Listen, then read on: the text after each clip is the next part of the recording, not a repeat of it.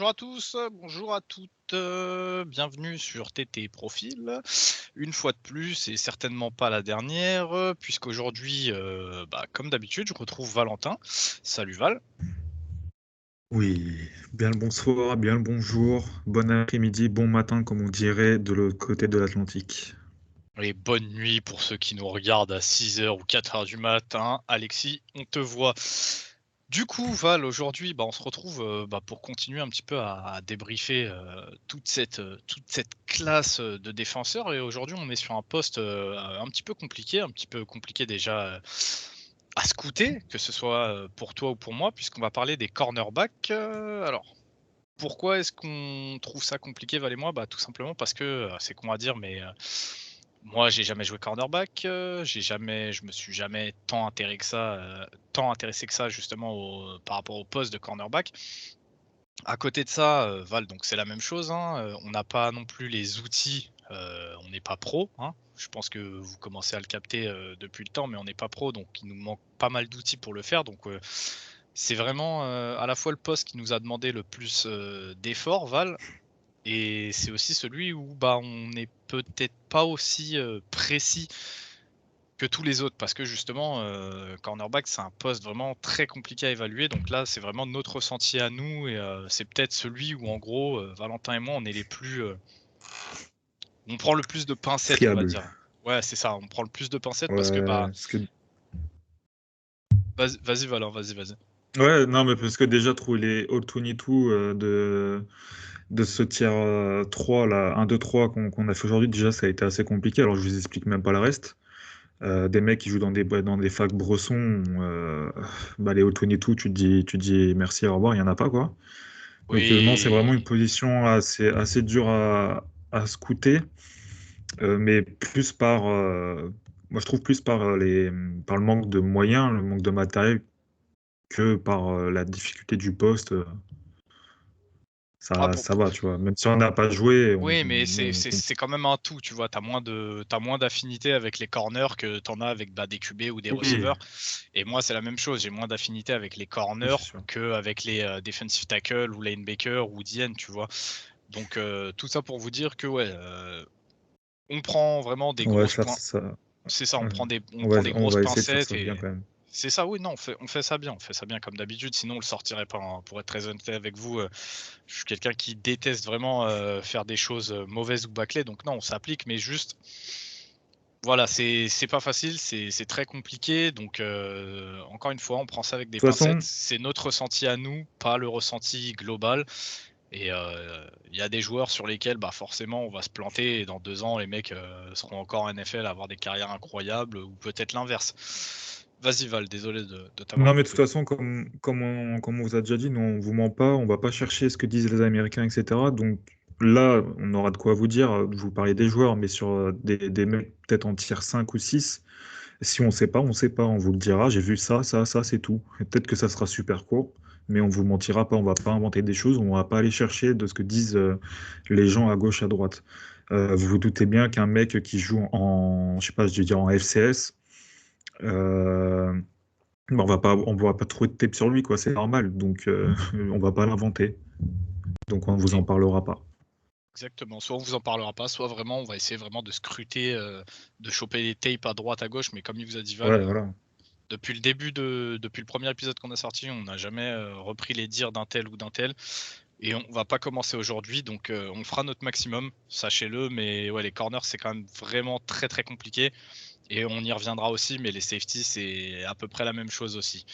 Donc Mm. ceci étant dit, Val, on va commencer direct, avec ce tier 1 et tu vas déjà nous parler, d'un mec, qui fait saliver beaucoup de franchises et beaucoup de fans des gens NFL parce que son nom, ça fait déjà quelques années qu'il traîne un petit peu et qu'il a, de grosses perfs en fait, à son registre. Ouais, c'est monsieur Ahmad Sauce Gardner, donc vous connaissez sûrement mieux sous le nom de Sauce Gardner, qui est de la fac de Cincinnati. Il a 22 ans, c'est un gros gabarit, c'est un 6'3", et 590 livres. C'est un mec qu'on parle depuis maintenant, je dirais bien 2 ans, et notamment parce qu'il a encaissé aucun touchdown sur sa tête. Donc, juste vous rendez-vous compte qu'en 3 ou 4 ans de carrière, je crois 4 pour lui, il a encaissé 0 TD. C'est juste incroyable, quoi. C'est Il, a, c'est il, est à, unique. il a 3 ans de carrière. Enfin, il a commencé à jouer Ouais, 3 3. saisons de production, quoi. Donc cette saison pour lui, c'est 40 plaquages, 4 passes défendues, 3 inters, un fumble forcé et 3 sacs. Alors qu'est-ce qu'on peut voir de Ahmad Garner? C'est que déjà c'est un bon athlète, doté d'un gros moteur avec beaucoup d'agilité, mais le fait qu'il n'ait pas une vitesse élite, sûrement à cause de sa grande taille, le rend un poil plus vulnérable en man. Et je trouve qu'il a tendance à trop agripper son receveur et il peut se faire flaguer. Ça arrive pas souvent, mais ça arrive quand même de temps en temps suffisamment pour que je le note. Je trouve ça dommage parce que en fait, quand il est en presse, il est à la limite de l'injouable.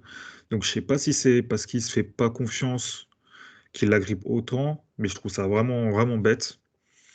Après, il a quand même pas mal progressé sur ça en 2021. C'est vrai que sur les tapes 2020, je le voyais beaucoup, beaucoup moins maintenant en 2021, mais c'est encore un petit défaut que je lui trouve. Mais bon, d'alarmant, hein. En couverture de zone, pour moi, il a un énorme instinct.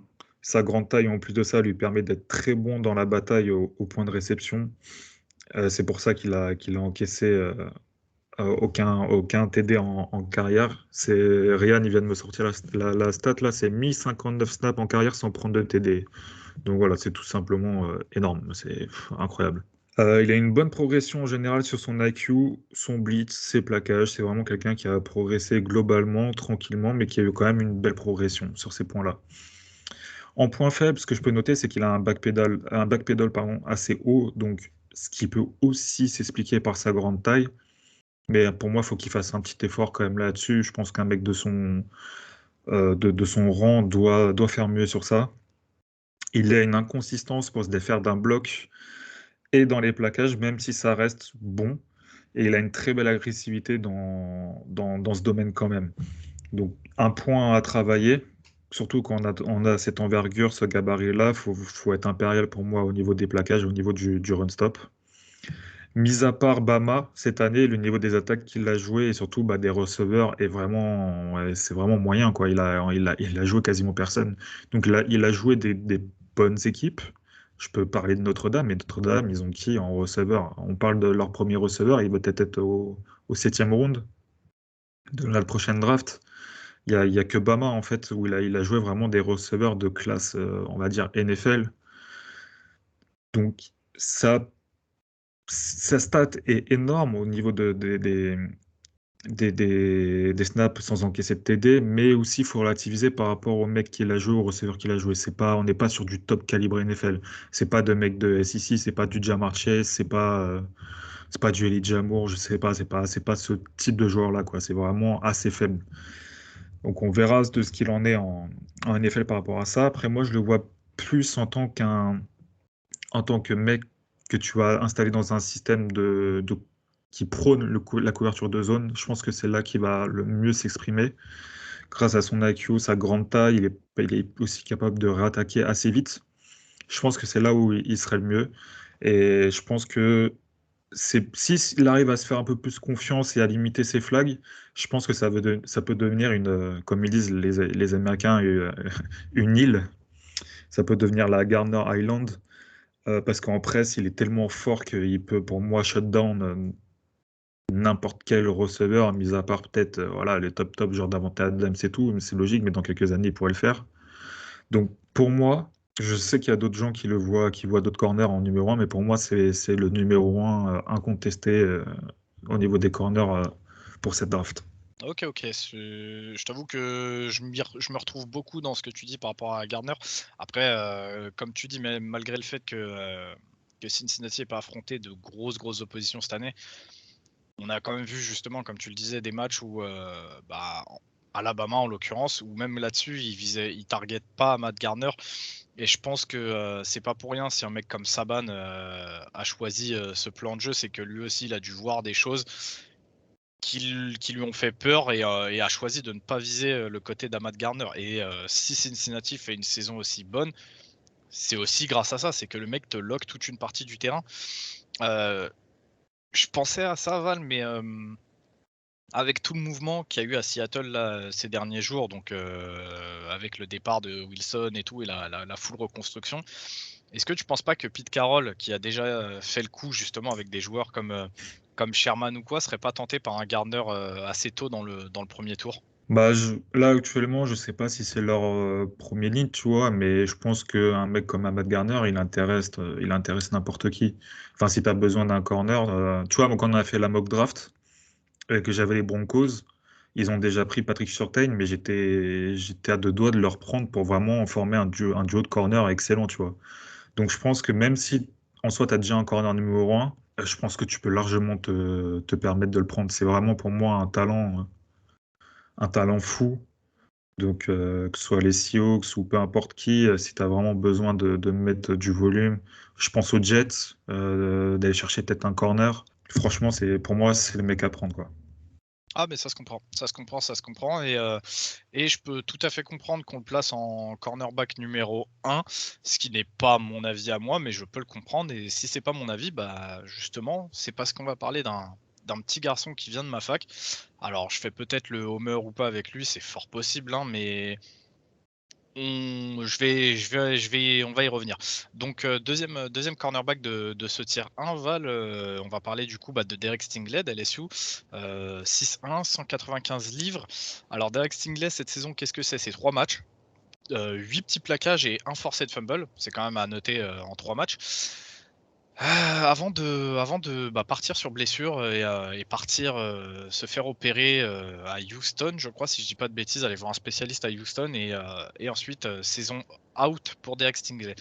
Alors, donc on en parlait tout à l'heure, Ahmad Gardner, cornerback 1, je peux le comprendre. Si la blessure de Stingley nous fait peur et c'est tout à fait compréhensible. Maintenant, moi, il y a un truc que j'aimerais rappeler, c'est qu'on a tendance à dire de Derek Stingley qu'il est un petit peu, injury prone parce qu'il a fait qu'une année, réelle complète en college football qui était l'année 2019, l'année du titre avec les Bureaux et consorts. Maintenant, je le dis et je le répète et je pense que je vais continuer à le rappeler jusqu'au début de la prochaine saison, Derek Stingley n'est pas injury prone. Il a eu une blessure en 2020 qu'il a choisi, de ne pas faire soigner de suite. Il a choisi de jouer dessus pour aider un petit peu LSU qui était sur une saison galère. Cette blessure s'est aggravée, c'est une blessure assez rare à la cheville. Elle s'est aggravée, donc il a dû mettre un terme à sa saison 2020. Suite à ça, il pensait avoir fait toute la réhabilitation, quoi. Il a commencé à s'entraîner en off-season, à reprendre un petit peu de poids, à se mettre un petit peu prêt. Malheureusement, il se fait un petit peu mal au même endroit sur le spring game d'LSU. Il choisit quand même de lancer cette saison 2021, pareil, dans le délire de vouloir aider LSU, aider ses potes, faire une jolie saison même s'il était blessé. Malheureusement, au bout de 3 matchs, on voit que la saison d'LSU, on repart en autre boudin, ça recommence à être très, très compliqué et là, il choisit de ne pas faire la même erreur qu'il a faite en 2020 et d'aggraver cette blessure. Il choisit d'arrêter sa saison et d'aller se faire consulter par un spécialiste et de résoudre enfin, une fois pour toutes, ce problème. Je tiens quand même à marquer ça, Derek Stingley n'est pas injury prone, c'est la même blessure qui traîne et qui a du mal à se faire soigner. C'est une blessure assez rare qu'il a dans le pied, donc on verra comment il reviendra, mais c'est juste sur le problème d'injury prone où je voulais vraiment marquer le point. Maintenant, qu'est-ce qu'on a? Derek Stingley, quand il est en forme, on a vu ce que ça donnait en 2019, le mec est injouable. Et le manque de progression peut en faire peur à certains, mais finalement, quand tu regardes le peu de tape qu'on a, il a progressé en 2020 par rapport à 2019, il a progressé en 2021 par rapport à 2020, ce qui fait que quand tu regardes ces 3 matchs, l'échantillon est très short, on va dire, mais sur ces 3 matchs, il reçoit aucune target, personne ne le vise. Il est impérial en presse, il est impérial en zone, il est impérial en man coverage. Techniquement, Derek Stingley, sur ces 3 années, il est au-dessus du lot. Il a des mains qui sont toujours actives, il a un punch qui est assez fou pour son gabarit et qu'il a encore augmenté. C'est un des trucs qui m'a vraiment fait flipper en off-season, c'est que je l'ai vu prendre beaucoup de poids, il a vraiment gonflé et ça s'est vu directement sur ses tapes où là en presse il est injouable le mec. Ses jambes, elles sont toujours en mouvement. Et comme je vous le disais, donc sa presse technique, elle est en constante évolution de 2019, frais l'année en freshman, à 2021 aujourd'hui, où je vous dis, il commence à être quand même bien bien costaud physiquement. Sa presse technique, elle a évolué. Comme je vous le disais, la défense en man ou en zone, elle est élite pour moi. Ce qui m'a vraiment étonné sur les 3 premiers matchs de cette saison avec Stingley, c'est qu'il a été impressionnant sur le run support. Les offenses ne le visaient pas, mais il arrivait quand même à aller faire des plays. Comme je vous le dis, en 3 matchs, 8 plaquages et un forced fumble, c'est quand même à noter pour un cornerback, surtout quand il était très souvent à l'opposé de l'action. On l'a vu mettre des gros plaquages, des sacrés hits. Sa poursuite, elle était impeccable. Maintenant, le truc qui me fait un petit peu peur avec Stingley, comme avec beaucoup de corners ces dernières années, c'est une technique de plaquage qui laisse un petit peu à désirer. Très souvent, les mecs ont en fait envie de venir mettre des grosses boîtes, mais au dernier moment, tu as l'impression qu'ils perdent un peu leur couille et que donc ils baissent la tête, ou alors ils donnent un petit peu leur épaule ou leur dos. Stingley, il a un peu ce problème-là. On sent que le fait qu'il ait gagné un peu de poids, ça lui a donné un petit peu de couille, parce que on le voit arriver très vite et très fort sur les 3 premiers matchs. Les plaquages, on voit qu'il fait mal. Maintenant, voilà, je pense que la technique de plaquage on pourrait y gagner un petit peu si on réussissait à travailler dessus pour Derek Stingley. Donc pour moi, si un mec prend Gardner en 1, totalement compréhensible. Si une équipe prend Stingley en 1, je le comprendrais aussi. En fait, le talent brut est incroyable. Le talent brut est vraiment incroyable. Le mec, tu sens qu'il peut encore progresser, et ça peut être la définition d'un shutdown corner en NFL. Il a le gabarit, il a les capacités athlétiques pour. Et en fait, c'est en termes de cover, que ce soit en man ou en zone, je lui vois pas de défaut en fait. Donc il y aura vraiment le red flag de la blessure à vérifier. Dis-moi Val. En zone, je trouve que du peu que j'ai vu, hein, donc franchement, moi, je te fais confiance, mais du peu que j'ai vu en zone, je le trouve, tu sais, un peu timide, tu vois. C'est pas, il manque d'agressivité, et ça se ressent bah, aussi bah, sur les plaquages, comme tu en as parlé, de ce que je me rappelle quand on avait, tu sais, joué Ole Miss LSU il y a 2 ans, et que c'était John Rhys Plumlee le QB. Je trouve que dans tout ce qui était bah, agressivité, donc dans le plaquage, etc., et contre la couverture de zone, pour moi, il était pas ouf, tu vois. C'était vraiment pas ouf, ouf. Je dis pas que c'est mauvais, mais c'était pas ouf.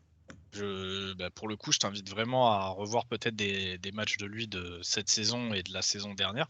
Mais moi, je te dis que ce soit alors en man, je le trouve supérieur en zone. C'est-à-dire que tu sens qu'il est plus à l'aise, il aime ça, le côté un petit peu physique et duel 1v1, il kiffe ça. Mais en zone, j'ai trouvé quand même que c'est très très fort. Moi, je te dis, la prise de zone, pour moi, elle est élite. Il descend vite dans sa zone, il attend, il cite bien dans sa zone. Là où il a un peu de mal, c'est sur les receveurs intelligents qui vont aller le chercher vraiment sur les interzones, où tu vois que le mec préférait les avoir en 1v1 et en gros être dans leur slibard et pas le lâcher, quoi. Mais en zone, c'est déjà très fort. Et les petits soucis que tu as dit, il y a moyen de les gommer en fait très rapidement en NFL.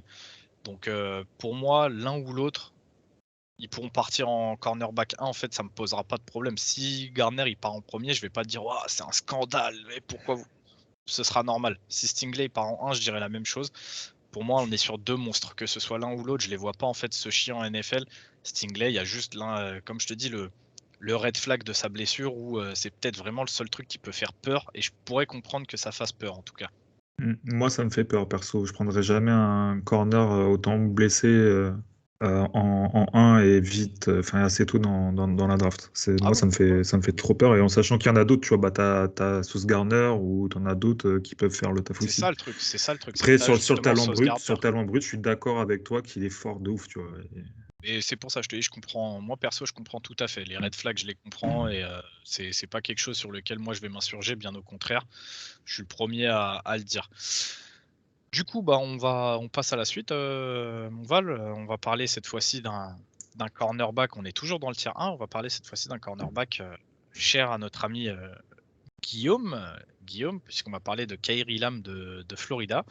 Donc, Kaiir Elam, 21 ans, 6'2", 195 livres. Lui aussi, il est dans les clous. Il a un très bon gabarit pour un cornerback.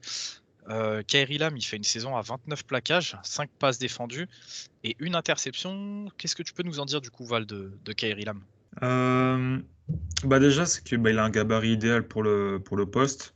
Je trouve que c'est un bon athlète qui est assez fluide, qui est très fluide même. En presse, on peut retrouver bah, encore une fois un mec qui est vraiment très fort.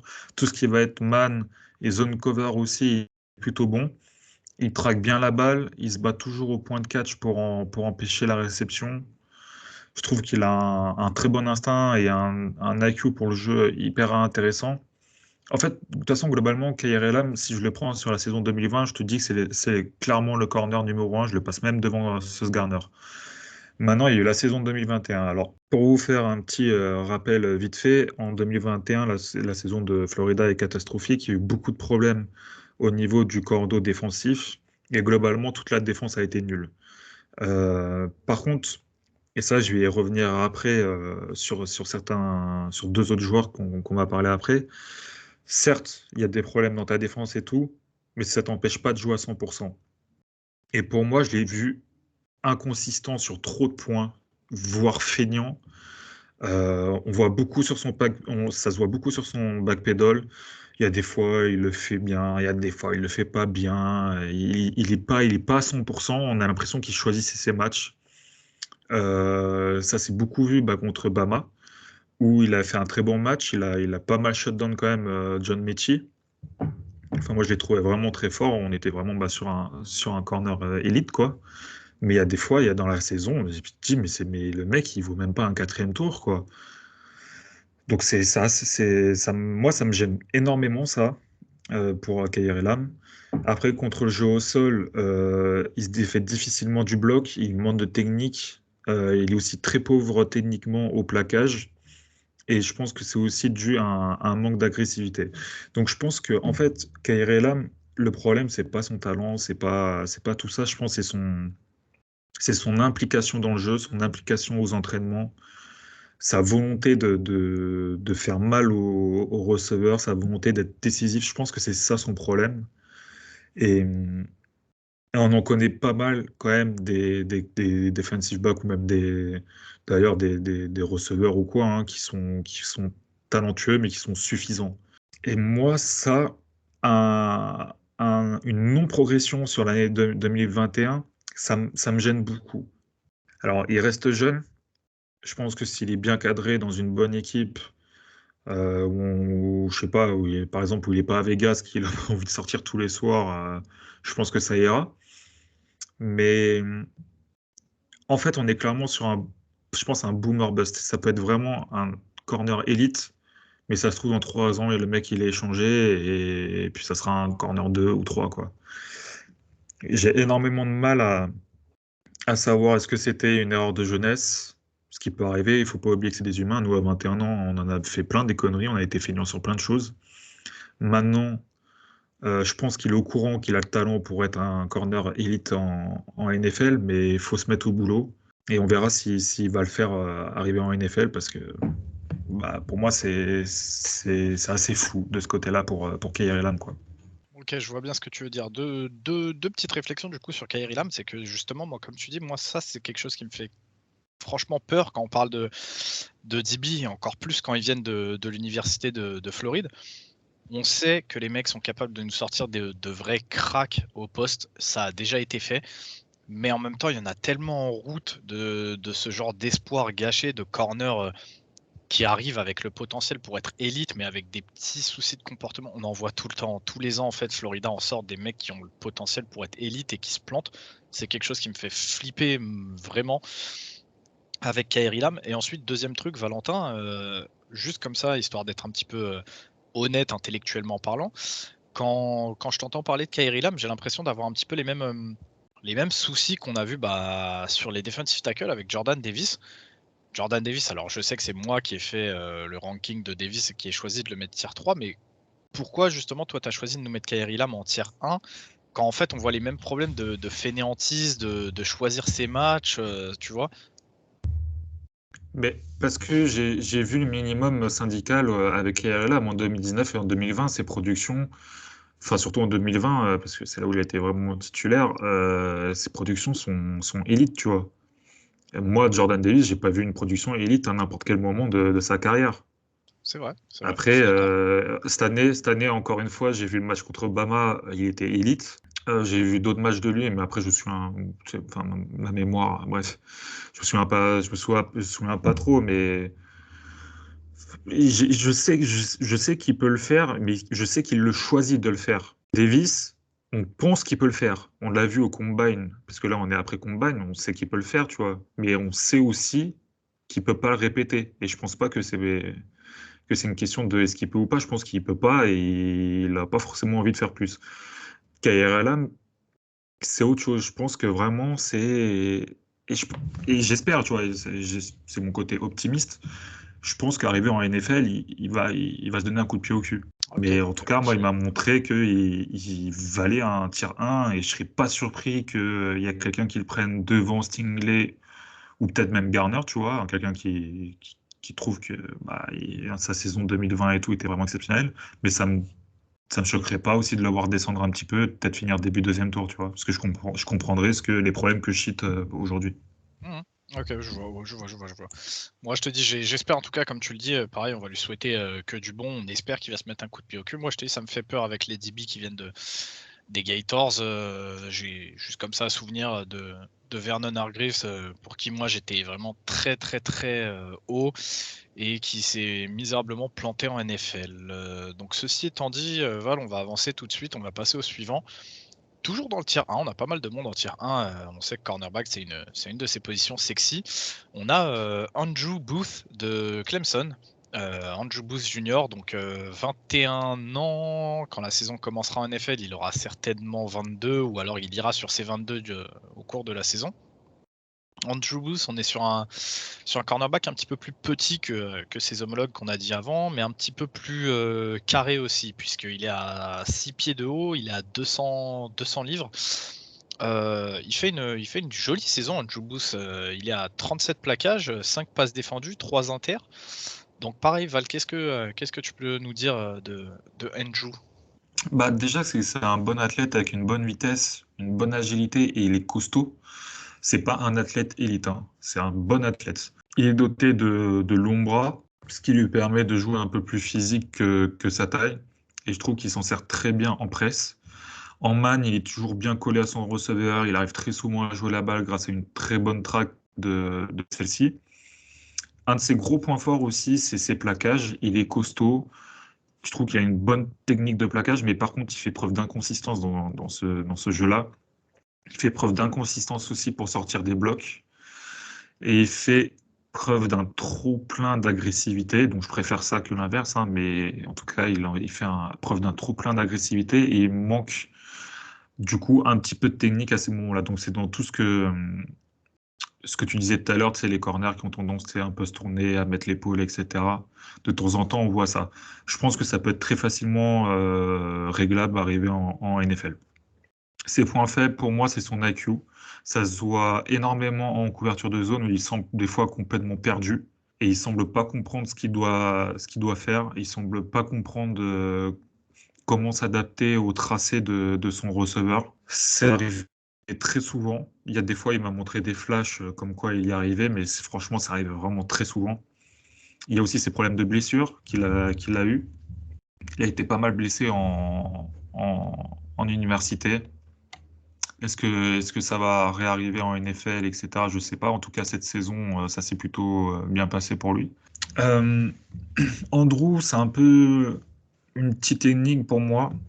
Euh, en fait, est-ce qu'il va réussir à passer le cap de la transition entre college football et NFL?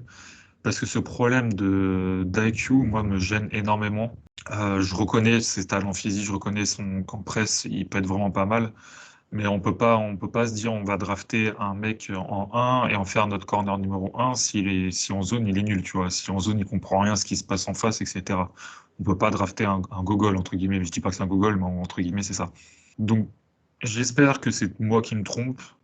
J'espère que c'était les systèmes mis en place par Clemson qui le perdait un petit peu. Mais franchement, je le mets en tier 1, mais on est vraiment pour moi sur une fin de tier 1. Et j'ai du mal à comprendre la hype qu'il peut y avoir sur certaines personnes, à le mettre même en corner numéro 1 quand on voit tous ces problèmes qui sont pas des problèmes minces en plus de ça.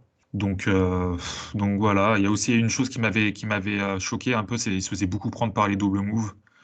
Ça, c'est assez embêtant parce que c'est un move pour les receveurs qui est assez classique, je dirais.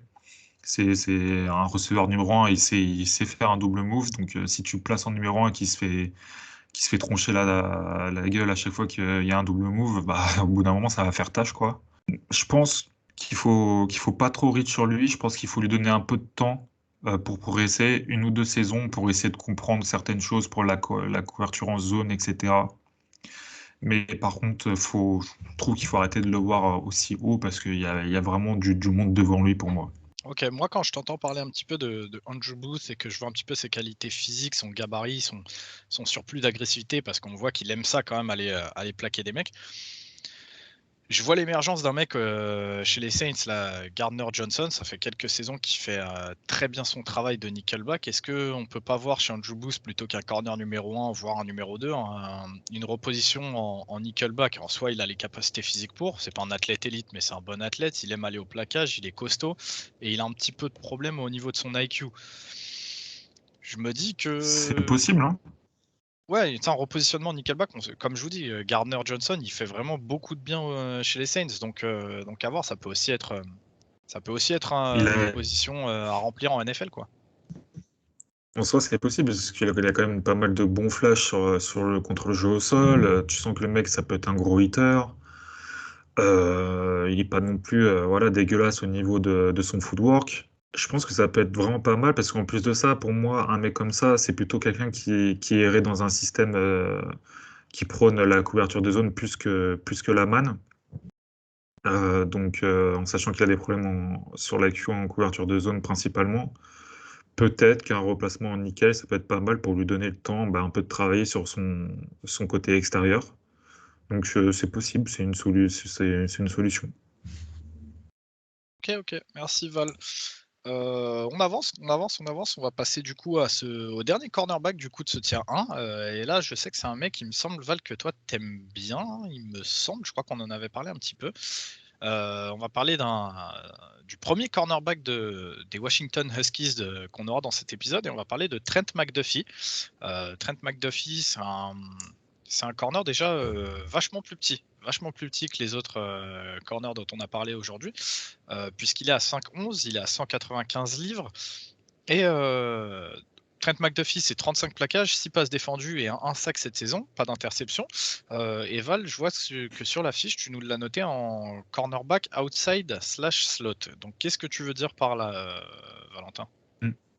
Alors déjà, je commencerai par, il me semble avoir vu il y a pas longtemps, passer sur Twitter, que les meilleurs DB actuellement en NFL sont à 5'11", donc sa taille. Donc, est-ce que c'est une indication? Je ne sais pas, mais on sait qu'il y a beaucoup maintenant de corners qui sont à cette taille-là et qui se débrouillent très très bien en NFL. Je pense à des Jair Alexander, des Tyrann Mathieu, etc. Des mecs qui sont pas à la base avec un gabarit idéal pour le poste. Sinon, moi je trouve que c'est un très bon athlète. Voilà, son seul petit point noir, c'est sa taille qui n'est pas idéale pour le poste, hein, et il manque un peu de longueur de bras. Mais sinon, il dispose d'une très bonne mobilité au niveau des hanches. Il a des hanches très fluides, ce qui lui permet de faire de jolies transitions. En presse, pardon, et en man, il joue très dur. Il est toujours au contact de son receveur, surtout sur les jeux courts ou intermédiaires. J'aime beaucoup son IQ en zone. Il lit bien les routes des receveurs adverses, donc un peu le contraire, par exemple, d'un Andrew Booth. En plus de ça, il a joué un petit peu en special team en tant que retourneur, donc c'est une value qui est assez importante. Au niveau de ses points faibles, même s'il joue assez dur, il peut se faire battre par des receveurs plus grands à cause des points noirs physiques cités précédemment, donc sa taille, et par un petit excès d'agressivité. Son plaquage radius, dû au fait que il n'a pas des bras longs, il n'est pas idéal. Mais mis à part ça, je trouve qu'il n'a pas peur d'aller au contact. Et c'est un plaqueur qui est assez propre techniquement, donc il se rattrape bien de ce côté-là. Après, je le trouve un petit peu inconsistant quand même sur le jeu au sol. Donc c'est pour ça que j'aimerais bien voir un trade McDuffie, c'est être entre le corner outside ou le slot. C'est fort possible qu'en NFL, il soit slot. Moi, sur notre mock draft, je l'avais envoyé aux Pats dans cette idée-là d'avoir un slot très athlétique qui n'ait pas peur d'aller au contact, mais quelqu'un qui peut aussi servir sur l'extérieur. Donc, Trent McDuffie, et là où je voudrais aussi revenir un peu sur Kaiir Elam, Trent McDuffie et Kyler Gordon, dont on parlera un petit peu après. C'est deux mecs qui ont connu une saison très difficile dans leur équipe de Washington. Leur équipe, elle a pris globalement tarif toute la saison. Leur défense a pris beaucoup de points, mais pourtant, ces deux-là, et notamment Trent McDuffie, j'ai jamais vu une baisse de régime. Toujours à fond, toujours en train d'essayer de faire au mieux. Et ça, c'est très, très, très important quand tu essaies de reconstruire un backfield, quand tu essaies de reconstruire une paire de corners. C'est très important d'avoir ces mecs-là dans ton équipe parce que tu sais qu'ils te lâcheront jamais, tu sais qu'ils seront toujours à 100%, peu importe le score. Et ça peut amener des big plays, ça peut amener des retournements de situation. Donc moi, je pense que ce genre de joueur est ultra important en NFL. Ok, ok, on peut voir les qualités. En tout cas, tu nous l'as bien décrit. Trent McDuffie, Washington. On va du coup passer au tier 2. Le tier 2, on va parler de. D'ailleurs, juste petite chose avant de passer au tier 2. Tyrann Mathieu, Val, tu le sais très bien, il est safety. Et ça m'a fait criser du coup quand tu as dit les corners de cette time. Mais c'était juste pour le préciser avant qu'on vienne nous agresser Ouais, en je dirais DB. commentaire. Mais je Et crois que j'ai oui. dit les DB au début. En tout cas, ouais, non, Excuse-moi, fallait que je le excuse-moi, Ryan. précise. Tyrann, si tu nous entends, il a pas fait exprès, mon grand. Du coup, on va passer tout de suite au tier 2. On va parler de Roger McCreary d'Auburn. 21 ans, 21 ans,5. Donc pareil, on est sur le même délire. Il a 21 ans, mais le moment où la saison se lancera, ou alors en cours de saison, il aura 22 ans. Roger McCreary, on est sur un joli bébé quand même, parce qu'il a 6, il est à 190 livres. Et surtout, Roger McCreary, il a sali la feuille de stats à Auburn, Valentin. Ouais, clairement un des meilleurs corners en presse que j'ai vu ces dernières années en college football. C'est 49 plaquages, 14 passes défendues, 2 inters, un fumble recouvert, un sac et un TD pour McCreary. Euh, c'est un athlète qui est correct, qui est assez fluide. Il n'a pas une grande longueur de bras, ce qui va l'embêter contre les grands receveurs en NFL. Donc c'est pour ça que je le vois possiblement être un corner inside, un slot. Faut pas oublier qu'il a aussi un background de safety, McCreary, et ça se ressent beaucoup sur ses plaquages. Je trouve qu'il est très agressif de ce côté-là et on sent que le mec a joué safety en high school et je crois même qu'il a joué safety un petit peu au début en tant que freshman à Auburn. Donc après, pour revenir, il est élite en man. Pour moi, en presse, c'était sûrement le meilleur corner de cette saison. Il est toujours collé à son receveur, il imite bien les yards après réception, il a un bon foot IQ avec de gros instincts. Par contre, en couverture de zone, s'il n'arrive pas à lire le QB, il se retrouve assez vite perdu. Donc ça peut être embêtant, ça peut justement limiter sur encore un corner en man, press ou slot. Et je trouve quand même qu'il manque un peu de puissance contre le jeu en sol, même si, comme je vous ai dit, il n'a pas peur d'aller au contact. McCreary, t'es un peu comme Trent McDuffie, sauf que t'as les qualités athlétiques en moins. Je pense qu'il sera outside, enfin, sur certains packages, mais je pense qu'il faudrait sûrement le replacer en tant que slot, nickel, ce genre de choses pour faire parler un peu plus ses qualités de presse, de poursuite et de plaquage. Je pense que ça serait le mieux pour lui, mais il a été tellement productif cette année et en plus, tout le monde le savait. Moi, je sais que quand on a joué au Burn, on savait, tu vois, que McCreary était hyper fort en presse. On a quand même lancé sur lui et il a été vraiment impressionnant. Enfin, il est capable de shutdown des receveurs s'il en a envie. Et au pire, quoi, il encaisse pas beaucoup de yards. Donc, à voir comment va se faire pour lui aussi la transition en NFL, mais franchement, je suis très curieux de voir ce qu'il va proposer. Pour McCreary, le problème qui va se poser, c'est vraiment son habilité à couvrir en zone. Est-ce qu'il est capable de progresser ou non une fois qu'il sera dans un effectif NFL? On sait que les coachs et les coordos def en NFL, ils aiment jouer beaucoup de cover disguise, de déguiser un petit peu leur cover et tout. Donc il va falloir qu'ils se mettent au niveau et qu'il apprenne un petit peu plus à lire le jeu en étant en zone, même s'il n'arrive pas à lire le QB, quoi. Parce que pareil, le QB step est pas le même du tout en NFL. On monte d'un cran, hein. Les mecs qui savent cacher ce qu'ils ont envie de faire, ça va aussi step up. Donc tout va dépendre de ça. Tout va dépendre de ça, je pense, pour McCreary, son habilité à gommer ses petits soucis en zone. Dis-moi. Il y a un truc qui me revient en plus sur la zone. Je trouvais qu'il avait énormément de mal au niveau de, tu sais, de ses chevilles, de ses hanches, à vraiment fluide. Du coup, il avait vraiment beaucoup de mal à réattaquer quand il était en zone. C'est encore un problème à rajouter sur sa couverture de zone. C'était pas naturel, tu vois ce que je veux dire? C'était vraiment quelqu'un de, tu sens que l'IQ, il est pas au mieux, et tu sens qu'au niveau de sa coordination, etc., il se cherche, il sait pas trop comment faire. Donc, il faut vraiment travailler techniquement et au niveau de son intelligence de jeu en couverture de zone. Ok, super. On va avancer. On va passer du coup au deuxième cornerback donc, de Washington, des Washington Huskies. On en parlait tout à l'heure. T'en as parlé aussi. Kyler Gordon. Kyler Gordon, c'est 22 ans. 22 ans, 6 pieds de haut, il est à 200 livres. Kyler Gordon, cette saison, c'est 45 plaquages, c'est 7 passes défendues, 2 interceptions et un forcé fumble. Du coup, Kyler Gordon, il a quoi à faire valoir par rapport à McDuffie si on parle justement de les mettre en opposition, les deux corners des Huskies? Bah, je pense que pour lui aussi, tu vois, on est sur un possible outside-inside, mais je pense encore plus sur un inside. C'est lui aussi un excellent athlète qui est très explosif et agile. Il a par contre, pour moi, une seule année vraiment de production. Vraiment, il a une belle progression en 2021. Avant, c'était quand même un peu plus léger. Je le trouve bon en man ou en zone. Il dispose en plus de hanches super fluides. Il dispose d'un très gros IQ. C'est un très bon plaqueur, même si des fois il prend des mauvais angles de plaquage. Il sort très bien des blocs. Il est agressif contre le jeu au sol. Donc, tu vois, c'est plutôt quelqu'un qu'on va peut-être aller chercher pour replacer en tant que nickel. Euh, Par contre, malgré le fait qu'il traque bien la balle, il a un problème de main. Il drop beaucoup trop d'interceptions. Et quand je vous dis beaucoup trop, c'est vraiment beaucoup trop. Donc, on va dire, ok, c'est bien. C'est-à-dire qu'il est sur le point de catch. Il est toujours présent. Mais à bout d'un moment, en NFL, ce qui va valoir aussi, c'est ta capacité à faire des turnovers. Et si tu en rates beaucoup trop, on sait tous très bien comment ça se passe. Tu rates un turnover ou deux, derrière, tu vas prendre un TD et puis tu vas t'en vouloir tout le match.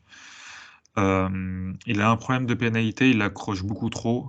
Il est trop agressif en général sur tous les plans de jeu, que ce soit contre le jeu au sol ou contre la couverture ou la manne. Je trouve que c'est bien d'avoir de l'agressivité, mais là on est vraiment sur un trop plein d'agressivité. Faut vraiment qu'il se canalise de ce côté-là. Donc j'aimerais moi personnellement le voir en tant que corner intérieur. Et peut-être on pourrait avoir quelqu'un de vraiment très solide. En NFL. Après, je sais pas trop à qui peut me faire penser, mais tu vois, des mecs comme Byron Murphy, des trucs comme ça, des gars comme ça, donc des gars qui sont vraiment installés dans leur défense, quoi. Kyler Gordon, j'aime pas le fait qu'il y ait trop de pénalités. Moi, c'est quelque chose qui me fait un peu chier.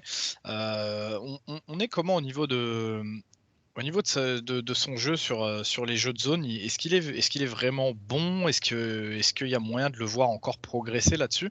Parce que je t'avoue qu'un corner 6 feet, 200 livres, qui a un surplus d'agressivité à revendre, qui a un très bon football IQ, mais qui a tendance à trop accrocher les receveurs, bah, est-ce qu'il n'y a pas moyen de le décaler en free et d'en faire un petit free de Kyler? Non, pour moi, c'est vraiment un corner. Je pense pas que ce soit une super idée de le replacer parce qu'il a quand même été assez productif en corner. Et vu ses capacités qui sont vraiment athlétiques, qui sont vraiment limite élite, pour moi, ça serait une erreur de le replacer en tant que DB. En tant que safety, en tant que safety. Maintenant, oui, en tant que safety, pardon. Je pense que quand même, là où il irait le mieux, c'est dans un système de zone. Mais vraiment, je trouve que tu peux le placer un peu partout. Tu vois, que tu peux le mettre outside, inside. Mais il faut vraiment, pour moi, le laisser en tant que corner. Faut pas aller chercher plus compliqué que ça avec lui. Ok, c'est noté. Moi, je te dis personnellement, les corners qui se font déjà beaucoup flaguer en college football, moi, ça me fait vraiment peur. On sait comment ils sont les arbitres en NFL. J'attends de voir, de me faire une idée. J'ai pas eu l'occasion de trop voir de matchs de Washington cette année. Pourtant, c'est une fac que j'aime bien, mais j'attends vraiment de me faire une idée par moi-même sur Kyler Gordon. Ça peut, pour moi, ça peut être un pro bowler, tu vois, Kyler Gordon. S'il améliore un petit peu ses flags et tout, pour moi, c'est un pro bowler. Il a trop de capacité athlétique et trop de d'IQ, d'intelligence de jeu pour le décaler autre part. Et voilà, enfin, pour moi, c'est vraiment une pépite. Mais il va falloir que sur ces points-là, il progresse très vite parce que sinon, les, les cordeaux défensifs, ils vont le sortir, tu fais trop de flags et merci, au revoir. Mais après, on verra ça, tu vois, je peux pas l'anticiper. Ouais, je sais, mais c'est pour ça que quand je voyais un petit peu le descriptif que tu nous en as fait, je me suis dit: «Pourquoi pas?» un mec qui a un très bon QI football, un mec qui est bon en prise de zone, qui a un surplus d'agressivité. Ça veut dire que je sais que le mec va venir sur le run support, aller mettre des bons tampons, le fait qu'il traque bien la balle, que ce soit un excellent athlète. Je me suis dit: «Limite ses points faibles tout en augmentant ses points forts, bah, peut-être qu'un remplacement en free, voire peut-être même en strong», mais ça, c'est encore autre chose. Moi, chez mes strong, je leur demande un autre taf. Donc vraiment, je me suis dit: «Pourquoi pas?» Si le mec a toutes ces qualités, bah, peut-être, voir pour le tester en free, parce que moi, je te dis, le délire des pénalités, c'est quelque chose qui me refroidit énormément. Mais j'attendrai de voir. Je vais attendre de voir. Je vais attendre de voir ce que l'avenir nous dira sur Kyler Gordon. Du coup, Valentin, le tiers 2 est terminé. On n'avait que 2 joueurs, je crois, dans le tiers 2. Ouais, c'est ça, McCreary et Kyler Gordon. On va passer au tiers 3, qui lui aussi est composé de 2 joueurs. Et qui est le premier corner que tu as envie de nous introduire là dans ce tiers 3, Val? Alors, c'est Michael Wright d'Oregon. C'est un 5'11", 178 livres. Alors, moi, je précise que il y a Kevin de Ducks France, d'Oregon France, qui a fait aussi un scouting par rapport à lui. Moi, j'ai scouté le joueur derrière et lui, il l'avait placé en tiers 2. Donc, moi, c'est juste pour préciser que moi, je l'ai fait descendre. Mais pour Kevin, on verra s'il a raison ou si moi j'ai raison, c'était un tiers 2. Cette saison, c'est 65 plaquages, 4 passes défendues, une inter, un fumble forcé. Moi, ce que j'aime beaucoup, et ce qu'on se met d'accord avec Kevin, c'est que c'est un excellent athlète, avec un footwork qualitatif, un très joli backpedal, et en plus une bonne agilité, une bonne flexibilité du haut du corps, ce qui permet à aller chercher des big plays, des interceptions, etc. En man, j'aime beaucoup son agressivité sur les tracés courts ou intermédiaires. En presse, je trouve qu'il a des mains très violentes pour punch son vis-à-vis, ce qui est assez rare pour un mec qui est assez léger quand même. 5'11", 178 livres, c'est pas un gros gabarit. Kevin a trouvé que c'était le meilleur cover corner à sortir d'Oregon. Moi, je trouve qu'il peut réattaquer son receveur très rapidement sur les petits périmètres et limiter la prise de yard. Il a aussi de très jolis changements de direction, donc on se met plutôt d'accord sur ce côté-là de son jeu. Je le trouve intelligent, il reconnaît bien les tracés des receveurs, mais il a tendance à ne pas regarder le ballon. Là aussi, on s'est mis d'accord avec Kevin. Il a joué retourneur aussi en special team pour Oregon. Par contre, sur ses points faibles et qui ne sont pas des moindres, c'est que c'est un mauvais plaqueur. Et il y a très peu d'apport dans le run support. Il a besoin d'être beaucoup plus agressif au moment de jouer le ballon sur les passes défendues. Je le trouve un peu trop passif. Il a tendance à laisser le jeu venir à lui et à ne pas faire confiance à ses instincts pour créer des big plays. Donc pour moi, en fait, ça sera. En fait, je suis partagé en tant. Est-ce que ça va être un inside corner, mais en sachant que le mec, c'est un très mauvais plaqueur. Mais si on le laisse sur l'extérieur et qu'il a un gabarit très frêle, c'est pas sa taille qui me pose problème, c'est son poids. Et il manque de longueur de bras. Est-ce qu'il va réussir à s'en sortir face à des receveurs comme Davante Adams, ce genre de mecs-là qui sont des machines comme DK Metcalf, qui vont le remplir de 50 kilos? Je sais pas. Donc, c'est pour ça que moi, je l'ai descendu un petit peu. Donc, je comprends pourquoi il l'a mis en tier 2. Je trouve qu'en college football, on était vraiment sur un corner très bon. Mais je trouve que sa production, au final, elle est vraiment pas élite. Elle est même voire pas très bonne. Elle est correcte, voire bonne.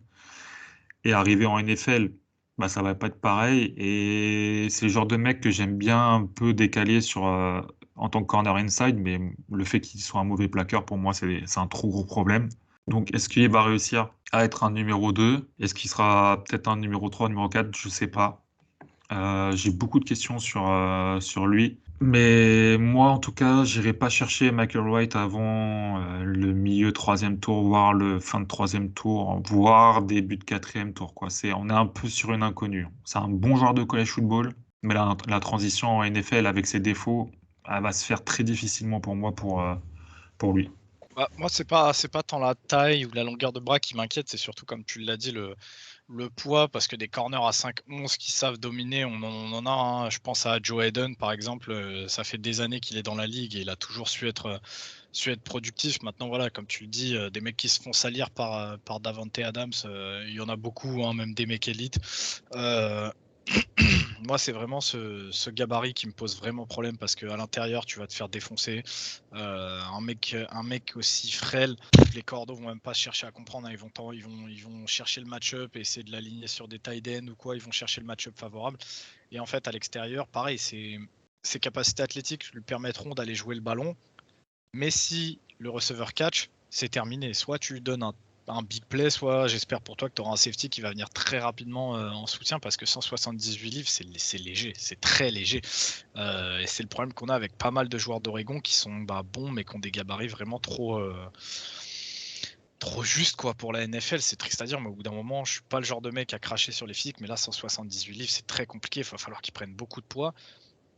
Après voilà, on sait que c'est un excellent athlète, comme il l'a dit Kevin et toi, il joue aussi returner, donc ouais, pourquoi pas. T'as des mecs qui vont peut-être aller te le chercher pour le faire jouer returner au final, mais là, à l'instant T, en tant que corner,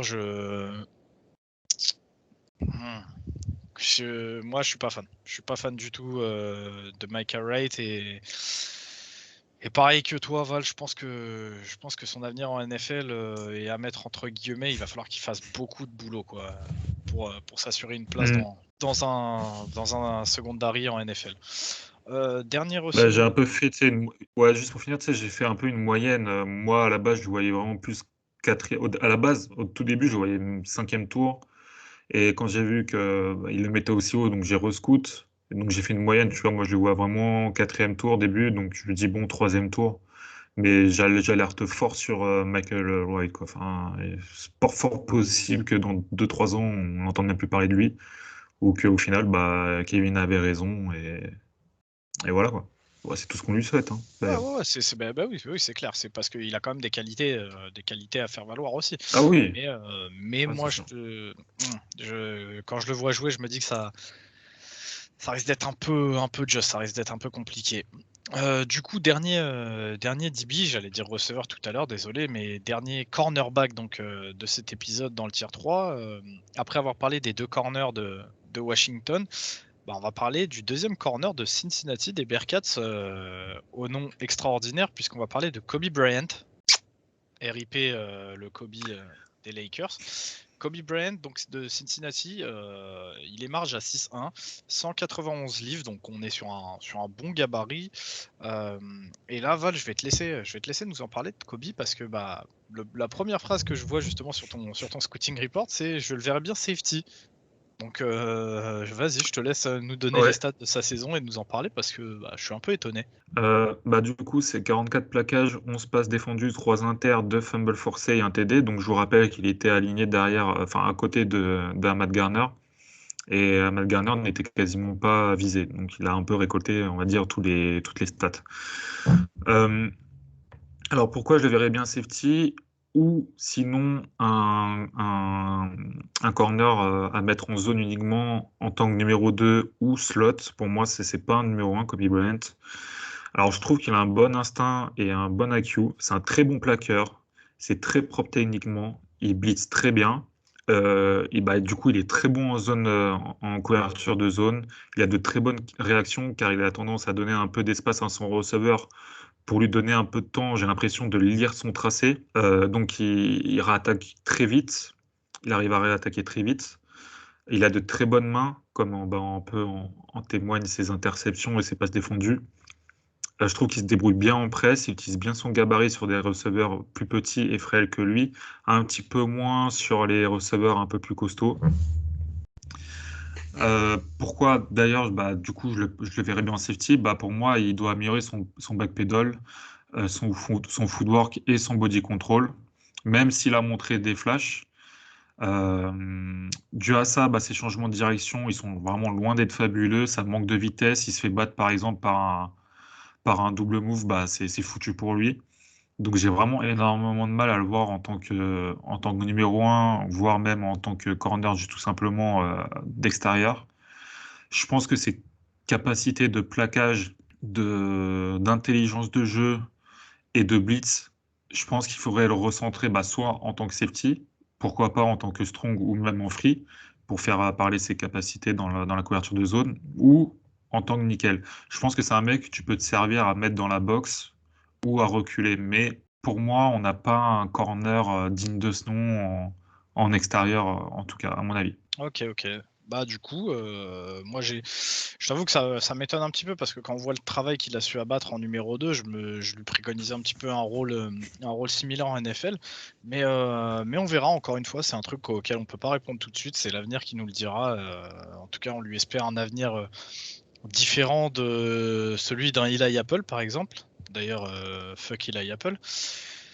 Et sinon, bah voilà, ce sera tout pour Kobe Bryant et pour cet épisode. Val, à moins que je te dise de bêtises, c'était le dernier corner de cet épisode.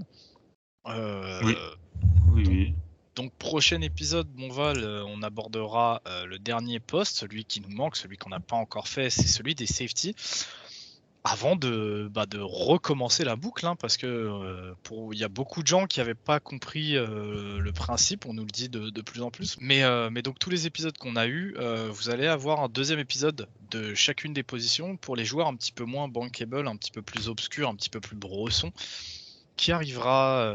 Et sur ce, bah écoutez, moi je vous souhaite une belle journée, une belle soirée, une bonne nuit, une bonne ce que vous voulez, une bonne Saint-Valentin, une bonne Saint-Patrick et je passe et des meilleurs.